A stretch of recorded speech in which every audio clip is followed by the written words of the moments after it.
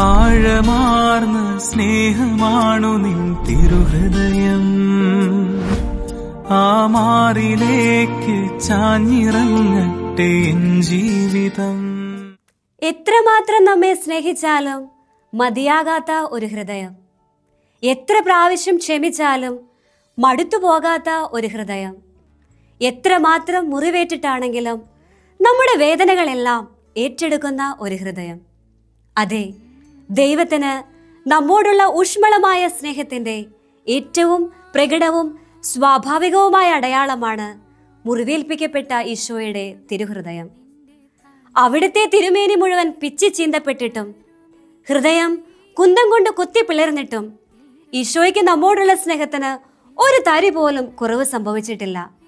മനുഷ്യന്റെ കണ്ണുനീരിനും സങ്കടത്തിനും മുൻപിൽ പിടിച്ചു നിൽക്കാനാകാത്ത അത്രമേൽ ആർദ്ര ഹൃദയമുള്ള ദൈവത്തെയാണ് ക്രിസ്തുവിലൂടെ ലോകത്തിന് വെളിപ്പെട്ടത്. അതുകൊണ്ടാണല്ലോ 100-1 നഷ്ടപ്പെട്ടപ്പോൾ ബാക്കി 99 വിട്ട് നഷ്ടപ്പെട്ട ഒരെണ്ണത്തിനെ തേടി അവിടെ നലനത്. ഞാനും നിന്നെ വിധിക്കുന്നില്ല എന്ന് പറഞ്ഞുകൊണ്ട് തെറ്റിൽ പിടിക്കപ്പെട്ടവളെ വിചാരണ പോലും ചെയ്യാതെ വിട്ടയച്ചത്. ഒരുപക്ഷെ ക്രിസ്തുവിൻ്റെ ഈ ജീവിതശൈലി എൻ്റെയും നിങ്ങളുടെയുമൊക്കെ സാമാന്യ ബുദ്ധിക്ക് നിരക്കുന്നതല്ല എന്ന് തോന്നിയാലും അവൻ ഹൃദയപൂർവ്വം മനുഷ്യരോട് ഇടപെടുകയായിരുന്നു, ഒരമ്മയെ പോലെ.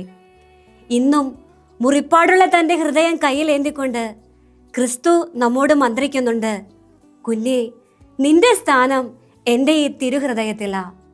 ഇന്നും എൻ്റെ ഹൃദയത്തിൻ്റെ മുറിപ്പാടുകൾ ഉണങ്ങാതെ സൂക്ഷിച്ചിരിക്കുന്നത് നിനക്ക് വേണ്ടിയാ. പ്രിയമുള്ളവരെ, ജീവിതത്തിൻ്റെ വിപരീത അനുഭവങ്ങളിൽ നമ്മുടെ മനസ്സ് പതറുമ്പോൾ, രോഗപീഠകളാൽ നമ്മൾ തളർന്നു പോകുമ്പോൾ, ജീവിതത്തിൽ തോറ്റുപോകും, ഓട്ടം നിർത്താം എന്ന് നീ കരുതുമ്പോൾ, ആൾക്കൂട്ടത്തിൽ ഒറ്റയ്ക്കായ പോലെ നിനക്ക് അനുഭവപ്പെടുമ്പോൾ, ആ തിരുഹൃദയ തണലിലേക്ക് നമുക്കൊന്ന് ഓടി അണയാമെന്നേ.